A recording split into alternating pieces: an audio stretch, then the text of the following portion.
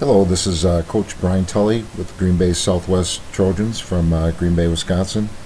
I'm going to give you a little bit of an overview of the Southwest No Huddle that we run. We're going to talk about a number of different things in the next few minutes. We'll talk about the philosophy of our offense. We'll go through some formation and personnel groups. One thing when we went to No Huddle, and I've run a number of different systems over the years and with No Huddle, and sometimes it can limit your formations. We work very hard to be able to continue to, even with the No Huddle, run different formations and personnel groups. We're going to talk about practicing the groupings. It's really helped us to prepare the kids for all the different personnel groups that we can run in our No Huddle attack as well, and why we run the No Huddle. I think the most important thing is to really understand why you're running the No Huddle and some of the advantages you're hoping to achieve when you're running it. We're going to talk about how we execute the No Huddle. I've done risk coaches, I've done yelled the plays, all different types of things, and I think over the years of trial and error, really have a simple system now in place that really could be applied to any offense. First, we'll talk about our offensive philosophy. We built this from the red zone out. We're extremely passionate about the red zone. Practice it a lot. In 2012, really paid off for us. We were 25 of 26 in the red zone during the regular season. We did have one fumble on about the 2-yard line, otherwise we'd have been 100%. We believe in running all of our plays to the ideal fronts for each play. So in addition to the No Huddle and the multiple formations, we've got a check system in place that we can always pretty much get the best play to the best front. If teams are jumping around a lot of different things, that we can really get what we want out of that. We believe in that clarity equals confidence equals competence. So everything that we do, we try to create clarity for the kids so that they can execute and be confident in what we do. We adapt our system to fit the talent and strengths that we have. We tell the kids to develop their talent, and we'll find a way to use it. And really, with the multiple personnel groupings that we use in formations, we look to highlight their skills. We basically want to be able to use the talent that we have on the field. We run very few plays, and we run multiple formations. We can run about 287 formations out of our package, so many times we'll run things week 1, and we might not run it again until week 8 or 9 out of that group of formations. We feature team strengths, not people, and because of our check system and everything, we can adjust to whatever they're doing. So it really doesn't matter to us much how they decide to defend us. Formations and personnel groups. We run all of our plays out of multiple formations, like we said. Each week we have empty packages, 1, 2, and 3 back packages. We use our personnel groups to reward players like we talked about. We like to get our 6th and 7th linemen on the field in certain situations. We want to build that depth, and we want to also reward kids. I mean, someone might only get 2-3 plays in a game, but it gives us an advantage. Get extra receivers and backs on the field. And what's really nice about this, you have about 20 starters on offense. As the season progresses, certainly you don't start out with this, but as players emerge and improve, we continue to expand the number of people that we use in certain situations.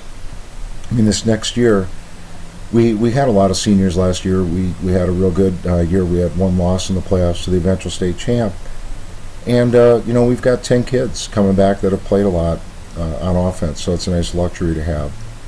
And it allows us to give players a break, too, where we can keep everybody fresh.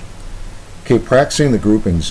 We script our first 20 plays, and basically my responsibility is by Sunday night, once the scouting report is done, once the other coaches get me their information, I basically sit down and build the script, build the first 20 plays. I do it kind of the old-fashioned way. I get out a piece of paper and imagine that we got the ball at the 20-yard line or 25-yard line and have to put together a drive, and it really forces me to sit down. It usually takes me about 3 hours just to come up with the plays, to really identify all the things that we want to see. Our goal, what we do with this script, is this is what we practice all week, and we practice it in order. I'm a big believer in walkthroughs and obviously team run and all those things, so we get a chance to practice that script in order about 8 different times during the week. So the kids are very clear and confident in what we're doing. We can break our tendencies, with our self-scouting. In that first 20, we break all those tendencies that we've been doing week to week, so we're different. So we can really manage that. I mean, with the emergence of Huddle and all the technology that's out there now, we really need to know what teams think of us, and we need to really put in their head what we want them thinking about our offense and our tendencies. And then I'm also a big believer in that second half script, that we try to anticipate some of the adjustments that they may make based on what they see in the first half, and then have our second half plays that we've practiced, and formations and personnel groups, to make adjustments based on what we anticipate. How we run the why we run the no huddle. Momentum is the main reason. Momentum is our friend and it's our enemy. Just in this year's Super Bowl a couple weeks ago, if we could all figure out how to, when the game starts to turn the tide, to turn off the lights and have a 20-minute break and reset, that'd be a great thing. So we need to manage that. How to get it? How do we believe we get momentum? We believe we get momentum by that first 20-play script. That we're able to see everything that the defense, we know how they're going to defend us based on the looks that we give them, have them line up on it. In the last 2 years, we've had 24 games. We've scored 22 times first in those games, so we believe it gives us an advantage right out of the chute, that we know what we're doing and they have to adjust to it. And I think we have a huge advantage on offense, where we can come up with things week to week and really put pressure on defense to do it. And then what to do when we get it and when we have it. What we do is we even go faster. We go at a very, very, very high pace. A lot of times it's as fast as the referees will let you go. And once we start getting teams, when we know they're getting tired, or we know that we have gained momentum, we even go quicker, and we pick up the pace even more. And with our offense, we can go really quick, and again have our personnel groups come in and out. And if you don't have momentum, what are you going to do to get it?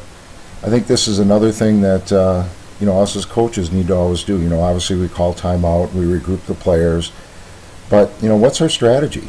I have usually a list of plays, list of things that we do in that game, where when I feel we're in that spot, that we're going right back to it and trying to turn the tide.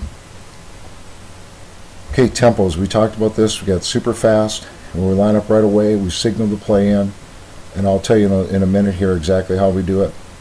We still run all of our personnel groups and formations, and again, our regular is very, very fast paced. With the personnel groups, we have a little huddle that we kind of get together, signal the play in, or we can even run it in, and typically by the time our official's ready to set the ball, we're ready as well, and we may signal and run it in. And then we run a slow down, which the only way I know how to slow the team down so we don't lose our rhythm and our tempo is I take a little longer to run the play in and call the play. Okay, how we execute the no huddle. Basically, again, like I said, over the years I've run a couple different, many different ways that I've done it. And what seems to work good for us is we have a formation coach that they're in charge of the personnel groups in the formation. He both use cards for the formations to show the guys on the field, and then we yell the formation as well, because there's people behind us on the sideline. The way our sideline is organized, there's typically a group of 8 to 10 kids following us up and down, kind of waiting their turn to go in. So we need both ways to do it. We have 3 coaches signaling in the plays, with one of them being live, and we work on it all week. Change this up quite a bit during the year as well. All of our plays can be called at the line of scrimmage. We use a color number type system that our kids know very well.